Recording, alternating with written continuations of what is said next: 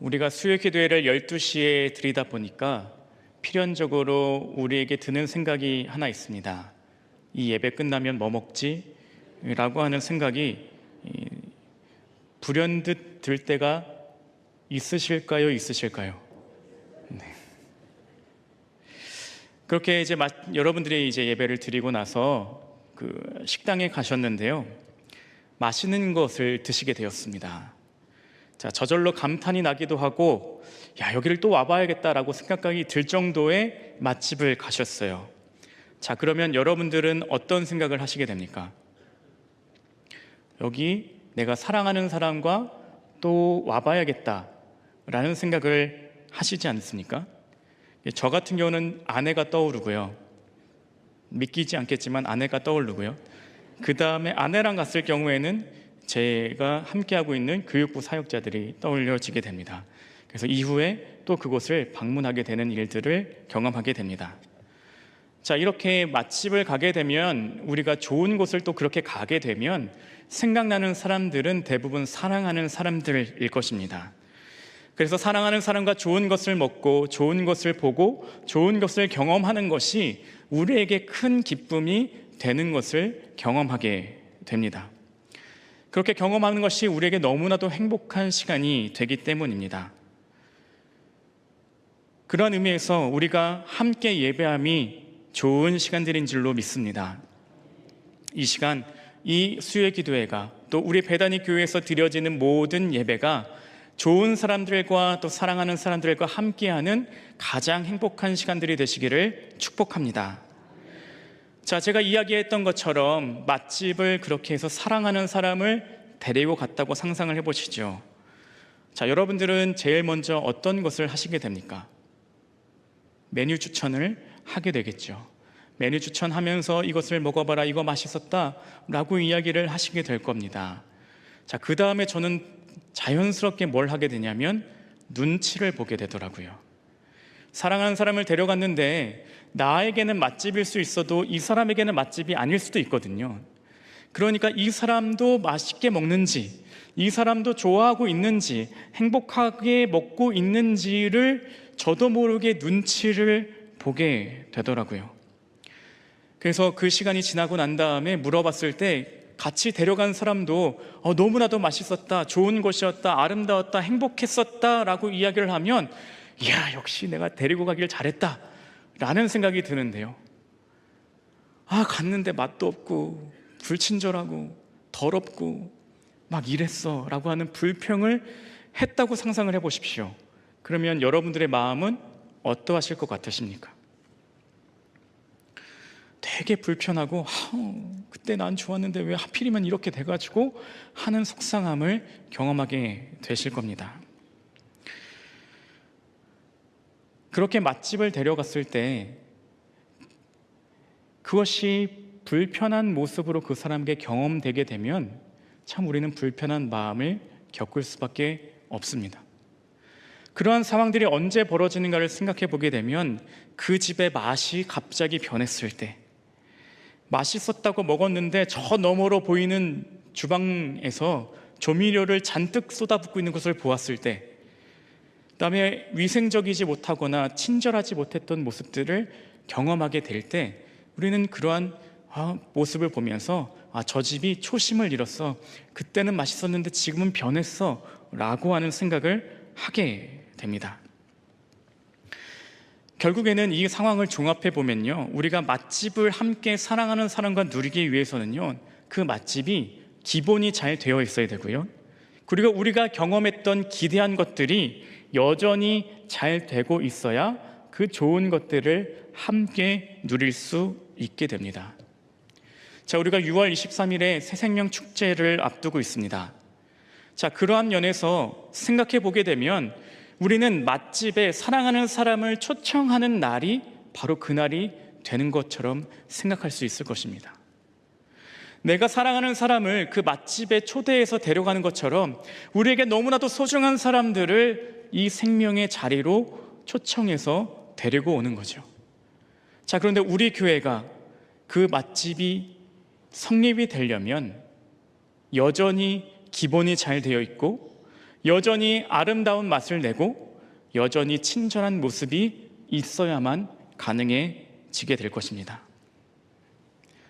그러한 면에서 오늘 말씀을 통하여 우리의 삶, 우리의 모습, 우리의 신앙, 우리가 이곳에서 드려지는 예배의 모습들을 점검해 보기를 바랍니다.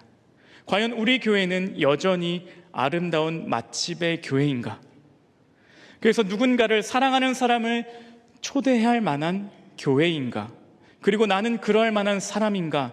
다시금 점검하면서 우리가 이 새생명 축제를 통하여 새 생명을 모셔와 사랑하는 그 사람을 모셔와 행복한 맛집에 나누는 시간이 되시기를 축복합니다.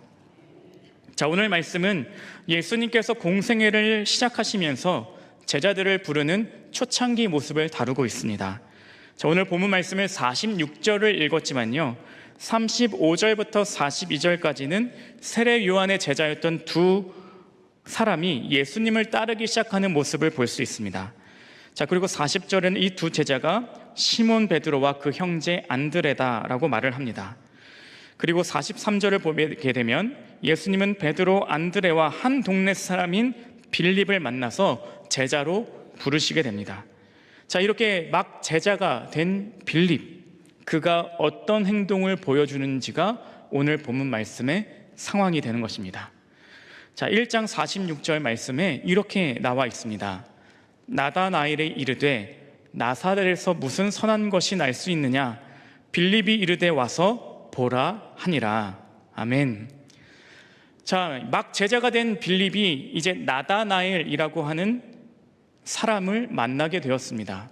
그랬더니 이 나다나엘이 뭐라고 이야기를 하냐면 나사렛에서 무슨 선한 것이 날 수 있겠느냐라고 말을 합니다. 자, 이때 당시에 나사렛이라고 하는 동네는 천하디 천한 동네로 여기던 동네였습니다. 사람들이 무시하는 동네였어요. 나다나엘은 이 모습을 통해서도 알 수 있듯이 전형적인 일반적인 사회의 모습, 사람들의 생각을 그대로 가지고 살아가던 모습이라는 것을 알 수 있습니다. 자, 그렇다면 오늘날 나다나엘 같은 사람들이 이 세상을 살아가고 있는 많은 사람들의 생각과 같다는 것이죠. 자, 그렇다면 오늘 일반인들의 생각 속에 교회의 모습은 어떠할까요? 성인과 청소년의 종교 현황이라는 것을 통계를 보게 되었는데요, 이 보니까 많이 차이가 변하게 되었더라고요. 개신교, 불교, 가톨릭, 기타 종교까지 합쳐도요, 종교인이라고 자신을 표현하는 사람이 30%에서 40%를 넘기지 않습니다. 그러니까 이 세상의 한 70% 정도는 자기가 무교입니다 라고 이야기를 하는 사람들의 사회를 살아가고 있습니다. 곧 이 사회의 전반적인 삶의 모습은요, 내 삶의 주인은 나야, 내가 즐거워야 돼, 내가 기뻐해야 돼, 내가 중심으로 살아야 돼 라고 하는 삶의 모습으로 살아가고 있는 게 70%의 생각이라고요.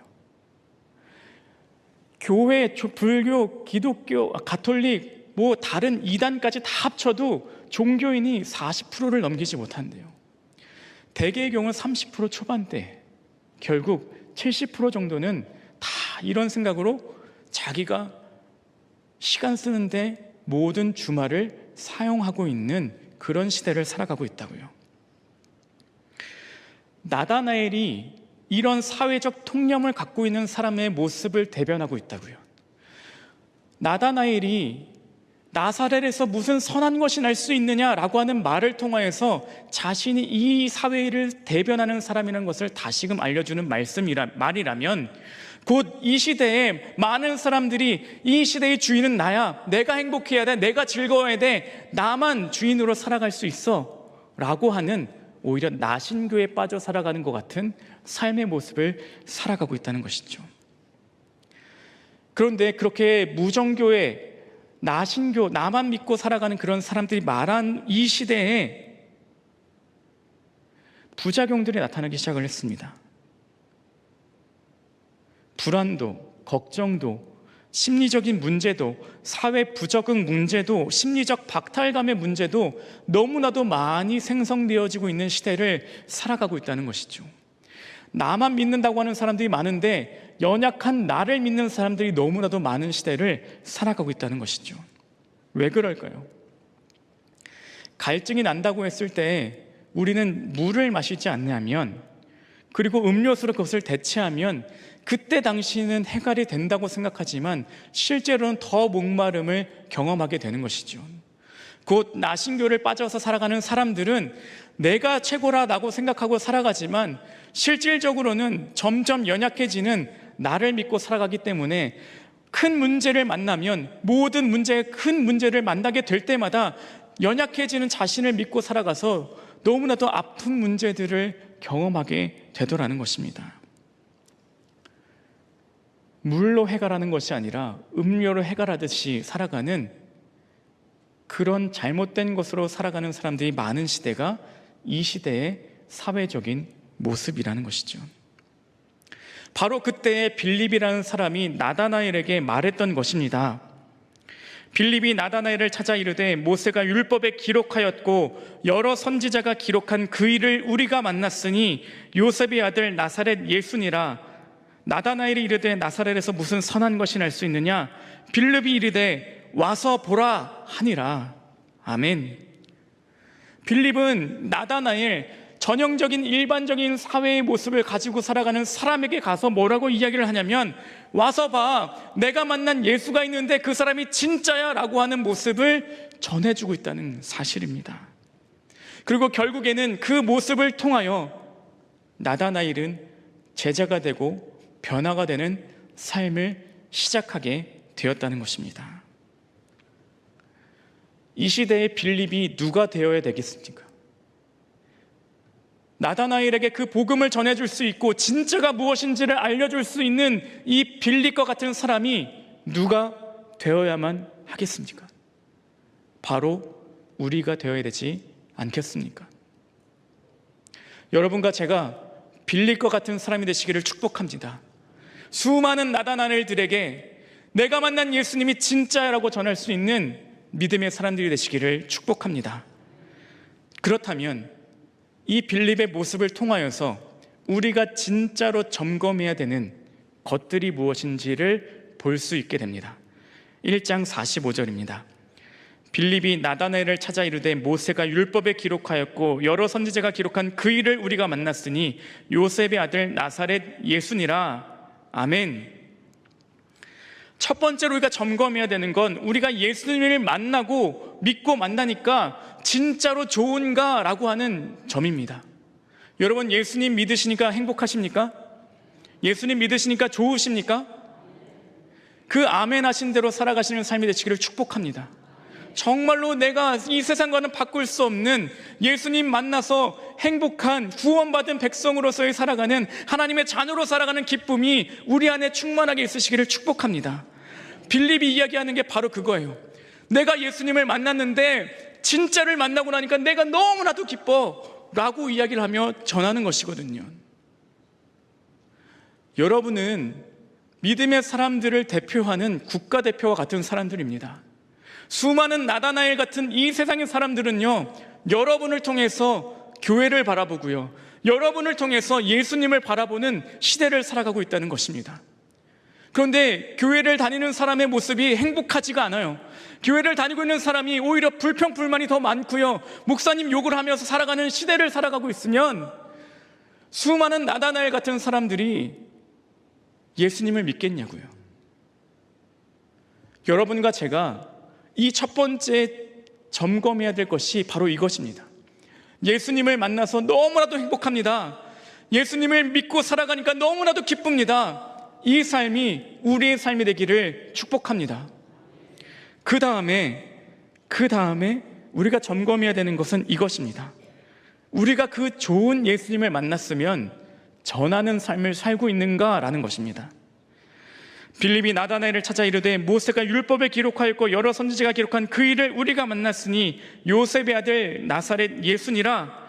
빌립이 이르되 와서 보라 하니라. 빌립이 전했다는 것입니다. 내가 예수님 만나니까 너무나도 좋은데 진짜 좋은 것을 내가 어떻게 설명할 방법이 없지만 네가 와서 경험해 봤으면 좋겠어 라고 이야기하는 이 빌립의 이야기가 우리의 이야기가 되어야만 한다는 것입니다. 여러분, 사랑하는 사람들에게는 맛집에 그렇게 잘 데려가면서 정말로 맛집이면서 정말로 생명이 살아날 수 있는 이 교회에 얼마나 여러분들이 사랑하는 사람들을 데려오고 오시냐고요. 우리가 빌립과 같은 삶이 되시기를 축복합니다. 와서 보라, 와서 경험해봐, 와서 체험해봐, 와서 예수님을 경험해봐, 같이 예배하는 기쁨을 누려보자, 같이 기도하는 기쁨을 누려보자 라고 하는 와서 보라, 그 말을 전할 수 있는 빌립과 같은 삶이 되시기를 축복합니다. 여러분, 쇼핑을 하러 갔는데요, 알바가 여러분들을 본체 만체해요. 그런 가게가 있고요, 어떤 가게, 옆에 가게를 들어갔는데 알바가요, 세상에 계속해서 설명해 주는 거예요. 사모님 너무나도 이쁘다, 이거 발라보니까 너무 이쁘다, 아유 아가씨 같아, 이렇게 이야기하는 가게가 있어요. 내가 너무나도 써봤는데 너무 이게 좋아요 라고 하는 가게가 있어요. 어느 가게에서 사실래요? 안 사실래요? 두 가게에서만 꼭 사야 돼요. 어디서 사시겠습니까? 뭔가 말이 길었던 그거에서 사시지 않겠습니까?